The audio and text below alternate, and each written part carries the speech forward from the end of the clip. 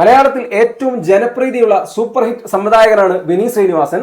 അദ്ദേഹത്തിന്റെ കരിയറിലെ അവസാന ചിത്രമായ കരം വലിയ പരാജയമായിരുന്നു.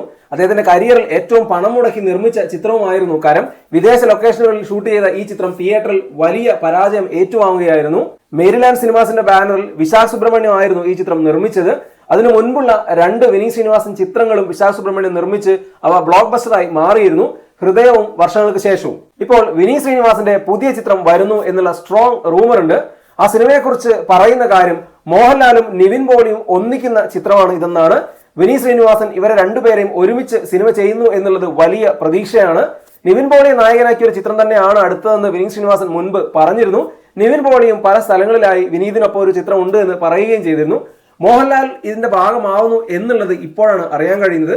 മോഹൻലാൽ മുഴുനീള വേഷത്തിലാണോ അതിഥി വേഷത്തിലാണോ എന്നുള്ളതൊന്നും അറിയില്ല. സിനിമ നിർമ്മിക്കുന്നത് ആരാണെന്നും വ്യക്തമായിട്ടില്ല. ഈ ഒരു പ്രോജക്റ്റ് മലയാളത്തിലെ ഏറ്റവും ഹൈപ്പുള്ള പ്രോജക്റ്റായി മാറാൻ ഒരു ചെറിയ അപ്ഡേറ്റ് മതി എന്നുള്ളതാണ് വാസ്തവം. കാരണം വിനീത് ശ്രീനിവാസന്റെ അവസാന ചിത്രം വിജയിച്ചില്ലെങ്കിൽ പോലും വിനീത് ശ്രീനിവാസന് കൃത്യമായ ഒരു ഓഡിയൻസ് ഉണ്ട്. അദ്ദേഹത്തിന്റെ സിനിമകൾക്ക് വേണ്ടി മാത്രം കാത്തിരിക്കുന്ന വലിയൊരു പ്രേക്ഷക സമൂഹവുമുണ്ട്. അതുകൊണ്ട് തന്നെ വിനീത് ശ്രീനിവാസന്റെ അടുത്ത ചിത്രം ഏതാണ് എന്നുള്ളത് വലിയ ആകാംക്ഷയാണ്.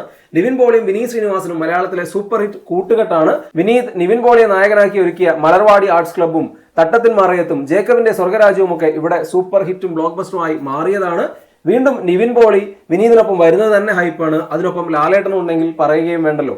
എന്തായാലും ഈ ഒരു പ്രോജക്റ്റ് സംഭവിക്കട്ടെ. മോഹൻലാലും നിവിൻ പോളിയും വീണ്ടും ഒരുമിക്കട്ടെ. മലയാളത്തിന് വലിയൊരു സൂപ്പർ ഹിറ്റ് ലഭിക്കുകയും ചെയ്യട്ടെ.